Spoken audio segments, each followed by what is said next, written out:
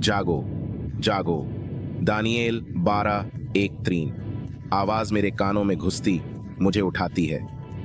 आमतौर पर सुबह में सतर्क होने में कुछ मिनट लगते हैं, लेकिन आज नहीं। ये गहराई तक गूंजती चिल्लाहट नई सुनी गई। आंखें खोलते ही एक सीमित स्थान में हूं, पूरी अंधकार से घिरा हुआ अनुभव होता है।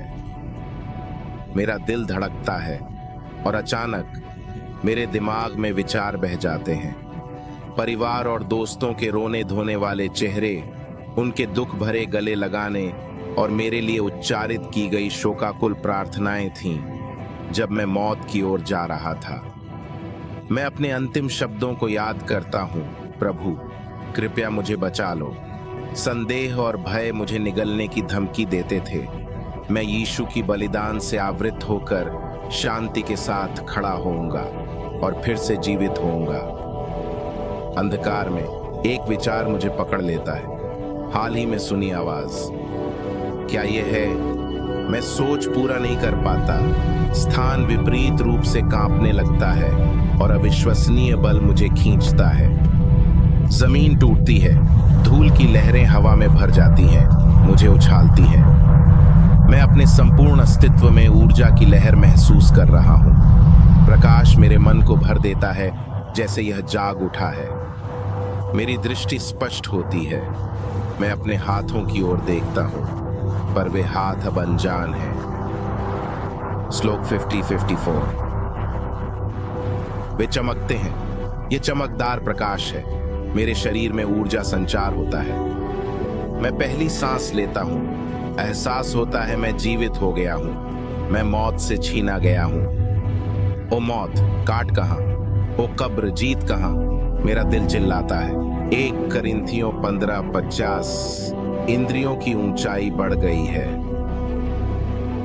हवा में सस्पेंड मैं अपने आसपास के दृश्यों को देखता हूं। नीचे देखता हूं कि कब्रें फट जाती हैं और अनगिनत लोग उठ रहे हैं। उनके शरीर नई प्रकाश से चमक रहे हैं। 1 थिस्सलुनीकियों 4:13-16।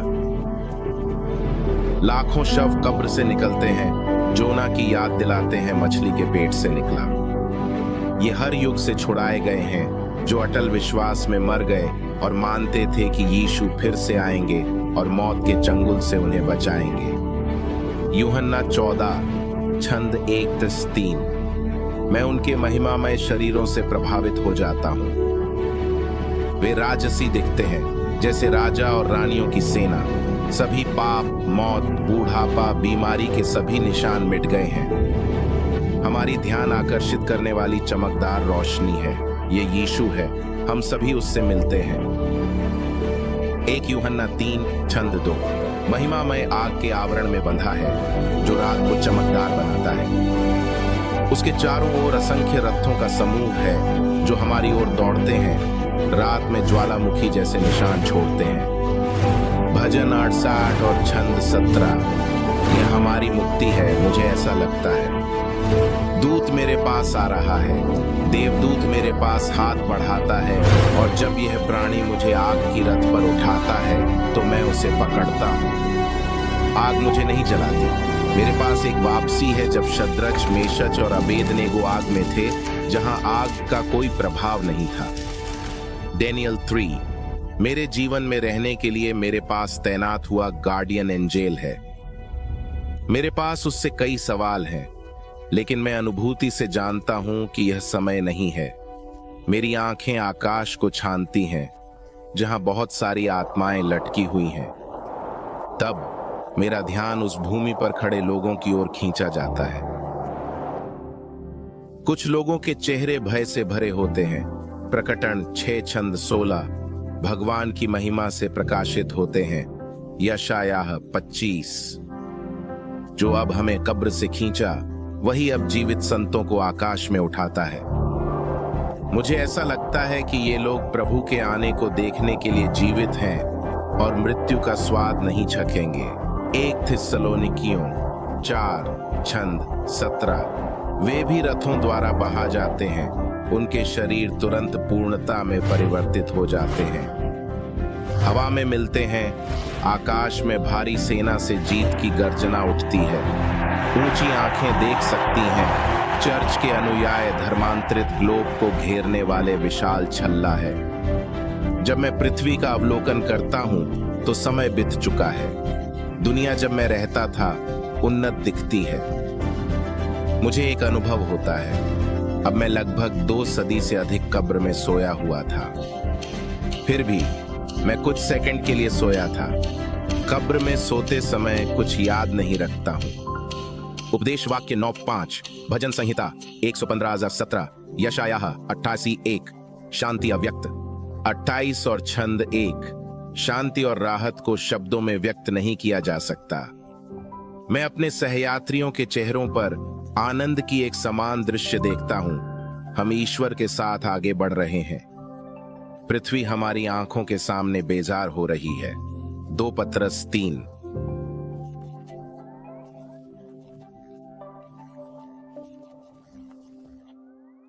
जो हमारे साथ नहीं हैं, वे यीशु की महिमा के ज्वालामुखी से नष्ट हो जाते हैं, जैसे नूह के दिन। मत्ती 24:28। पृथ्वी पर कोई भी व्यक्ति जीवित नहीं रहता है। यिर्मयाह अध्याय 4, छंद 23 से 29 तक। प्रकटीकरण अध्याय 20, छंद 5 और 6। न्यायपूर्ण लोगों को बादलों में उठाया गया। दुष्ट लोग चमक में नष्ट होते हैं। उन लोगों के साथ जुड़े जो ईसा मसीह को अपनी आशा नहीं बनाए थे। कांपने का कारण बनने वाला एक दृश्य। पहली बार हमारी आंखें शैतान और उसके गिरे हुए देवताओं के व्यक्तियों को देखती हैं। बहुत से लोगों को माना गया कि वह केवल एक काल्पनिक आदमी था बाइबल के साथ। हम उसे आंखों से देख रहे हैं। हम ऊपर चलने लगते हैं। अदृश्य बल शैतान और दूतों को पृथ्वी पर बांधता है, जो भगवान की महिमा से वीरान हो गई है। स्वर्गदूतों ने कहा है कि शैतान को 1000 वर्षों तक बांधा जाएगा। कोई चुनौती नहीं देगा। 1000 वर्षों के अंत में हम लौटेंगे। शैतान कहां छूटेगा? दुष्ट लोग अंतिम संघर्ष के लिए जीवित रहेंगे। अर्मागेडन की लड़ाई। प्रकटीकरण 20, छंद 1-7। अनंतता में सफर शुरू। हम ईसा द्वारा बनाए गए स्थान की ओर जा रहे हैं। यूहन्ना 14:1-3, प्रकाशित वाक्य 20 और छंद 4। जब हम अंधेरे वीरान धरती को पीछे छोड़ते हैं, मैं अपने प्यारे लोगों के बारे में सोचने लगता हूं। मुझे अपने परिवार और दोस्तों के बारे में हैरानी होती है। क्या वे पृथ्वी पर छोड़ दिए गए थे, नष्ट किए गए थे, या छुड़ाए गए कारवां में थे?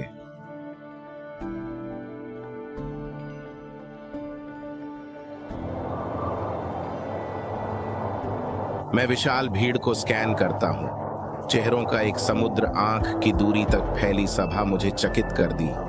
विविधता और सौंदर्य में आश्चर्य में डूब गया हूं। जोड़ी आंखों में कहानी, चेहरा पृष्ठभूमि को प्रतिबिंबित करता है। भगवान के महानगर में बढ़ते हैं। भीड़ ऊर्जा से हलचल मचाती है। विशाल सभा में मैं अद्वितीय घटना देख रहा हूं।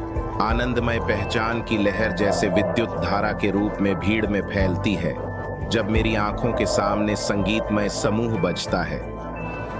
प्यारे अपने और प्रिय मित्र समय, दूरी और मौत से अलग हो गए, एक दूसरे को पहचानते हैं।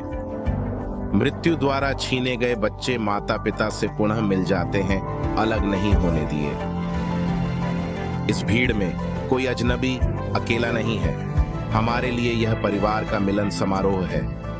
हम सभी ईसा मसीह से संबंधित हैं। पुनर्मिलित जातियों की आंतरिक जनजाति एकता और प्यार का एक वस्त्र बनाती है जो मानव समझ से परे होती है। हर राष्ट्र और जाति के लोग यहाँ हैं। प्रकटीकरण 7 और छंद 9। हम विश्वास के नायकों को मान्यता देते हैं, जैसे दाऊद, यहोशू, अब्राहम, पौल और अन्यों को समूह में। अब्राहम और सराई वादे की पूर्ति देखकर हैरान होंगे। उनके बीज धरती के धूल और आकाश के तारों के रूप में होंगे। और अब यहाँ हम हैं, धरती के धूल से उठाए गए, और मध्यरात्रि आकाश को चमकाने वाले तारे चमक रहे हैं। उत्पत्ति 13:16, उत्पत्ति 15:5, दानियेल 12:4, अटल आशा संघ। मैं बहुसंख्यक को खोजता रहा, परिवार को ढूंढती रही। मैं याद रखता हूं कि अनगिनत संवादों को पुनर्जीवन में आनंदमय दोबारा मिलन की कल्पना करता हूं। भीड़ के बीच अपनी खोज जारी रखता हूं। अचानक एक चौंकाने वाला पल, मेरे अस्तित्व को अविश्वास की लहर घेर रही है। मेरे मरने पर मेरे भाई जो अपना जीवन प्रभु को नहीं समर्पित किया, आ रहे हैं। यह आश्चर्यजनक लग रहा है। हम अपार खुशी के एक अमान्य बाढ़ के द्वारा अविच्छिन्न एकता के साथ लहराती भीड़ में नेविगेट करते हैं। हर कदम हमें एक दूसरे के पास ले जाता है। हमारी आंखों से आनंद की आंसू बहते हैं, क्योंकि यह मुलाकात मसीह के कारण ही संभव थी। जब मैं उसे गले लगाता हूं, मैं उसके कारणों के बारे में सोचने से बच नहीं सकता। मेरा दिल उम्मीद के साथ फूलता है। पर्याप्त समय होगा साझा करने और खोजने के लिए। चमत्कारी परिवर्तन का पता चलेगा। पुनर्मिलन यहां समाप्त नहीं होता, क्योंकि मेरी आंखें जल्द ही सदस्यों पर पड़ती हैं। मेरे माता पिता स्वर्गीय महिमा में चमकते हुए, मेरे भाई बहन और उनके साथ बच्चों के। मुझे पूर्णता की भावना होती है, लेकिन कुछ प्यारे लोग इस सभा में अनुपस्थित हैं। कुछ लोग ईसा मसीह को स्वीकार कर चुके हैं, लेकिन गुम हैं, जबकि दूसरे लोग उद्धारित लोगों की आशा नहीं थी, वे अपनी जगह ढूंढ ली हैं। खुशी और दुख की आंसू मिलते हैं। पुनर्मिलितों के बीच सामूहिक बोध का प्रकाश चमकता है। प्रिय लोग, दोस्त और पड़ोसी की अनुपस्थिति।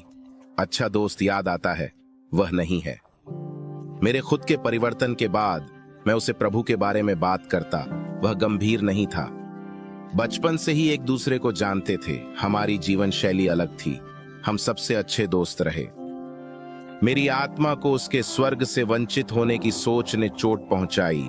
ईश्वर के हृदय में वह चोट अनंत गुणा होती है। 2 पतरस 3 छंद 9। मसीह की प्रस्तुति में हमें यह आश्वासन होता है कि उसकी बुद्धि हमारी समझ से अधिक है और उसने यह गलती नहीं की है। हमारे बीच के सवाल बढ़ते और घूमते रहते हैं। हम दिल से बातचीत में लिपटे हुए हवा में गूंजते हैं। व्यापक लोगों के समुद्र में वे अभी तक समझ नहीं पा रहे हैं। ईसा मसीह के बारे में नहीं सुना, पवित्र आत्मा की प्रेरणाओं का पालन किया। वे स्वत्याग, विनम्रता और पड़ोसी प्यार से जिंदगी जीते। कानून दिल पर लिखा था, यीशु के बारे में पढ़ या सुना नहीं। रोमियो 2:14-15। पहले से ही वे दूसरों से आग में लपटे हुए यीशु के बारे में पूछ रहे थे, हाथों के घावों के। वे बहुत कुछ सीखने और समझने के लिए होंगे और आश्चर्य से अधिक भर जाएंगे जब वे उनकी मुक्ति को खरीदने वाले व्यक्ति के इतिहास को सुनेंगे। यह अनंतता का पहला घंटा है। उत्सुकता हमारे रक्त में बह रही है। हमारी जिज्ञासा को ऊर्जा प्रदान करती है कि हमें कितनी अद्भुत चीजें मिलेंगी जब हम ब्रह्मांड को ज्योति की गति से धारण करते हुए यात्रा कर रहे होते हैं।